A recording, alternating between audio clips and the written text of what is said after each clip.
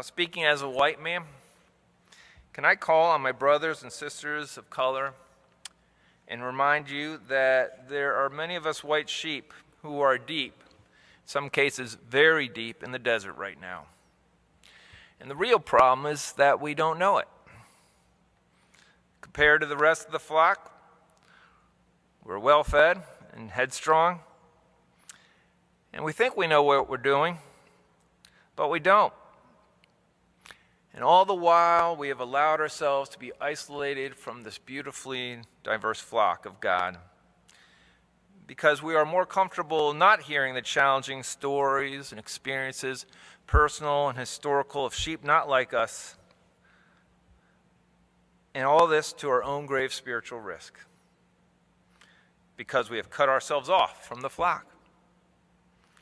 Speaking as a lost sheep, can I just say that sheep like me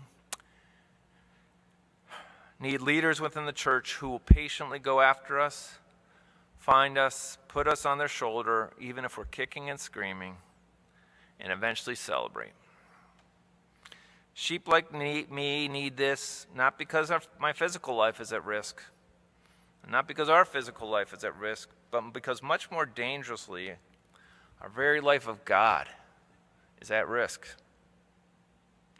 Now, if I can make a special appeal to my white fellow shepherds in the church, I've just carefully laid out how the ideal shepherd goes after his lost sheep, finds a sheep, puts a sheep on his shoulders, and then journeys home to celebrate. Though all of us sheep are in this new exodus together, as David Powell can tell you much better than me, it's also true that some parts of this desert are also much drier and much more desolate than others. And to this day, it's been true historically that sheep of certain color wool have been able to enjoy much lesser pastures within the desert than sheep of a different color wool. This creates temptations for latter sheep, so that many of the former sheep know nothing about and have limited sympathy for. As believers, ours is a desert experience. But it is a racially differentiated desert experience. And that can cause some tensions. But if you are a white shepherd and you can honestly say that you know all God's sheep, and you have let yourself be known by all, I mean all God's sheep, if you have gone after all kinds of God's sheep in the desert, borne their burden by carrying them on your shoulders, and entered into early celebration with them, then perhaps, you've earned the right to say all sheep lives matter. But on the other hand, if like me, you've generally hung back with the 99 sheep who look like you, then the only appropriate thing, the only biblical thing to say is the sheep suffering in the desert, more deserty part of the desert, that sheep and that sheep's life matters most to me right now. Truth is, you can't even really begin to find shepherds to lead in this category unless those shepherds have been radically shaped and shepherded by Jesus himself.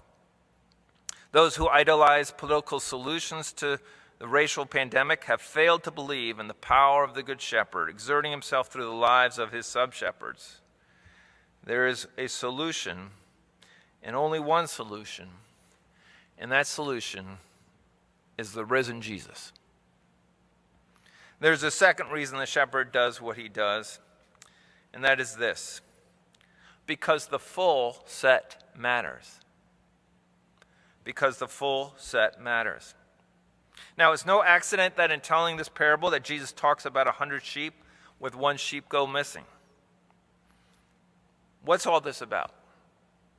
Well, Ezekiel 34-36 tells us the story of how God and the Davidic Messiah would restore all the tribes of Israel, including the Gentiles, so that there would be none missing.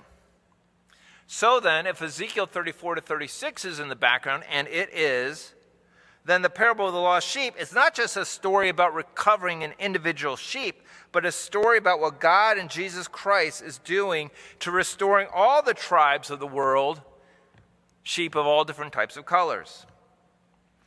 And you can't have full restoration. You can't fulfill Ezekiel 34-36 with one of the tribes missing. You need the full set. You need all 100, the completed perfect number, or the Messiah has failed as the chief shepherd.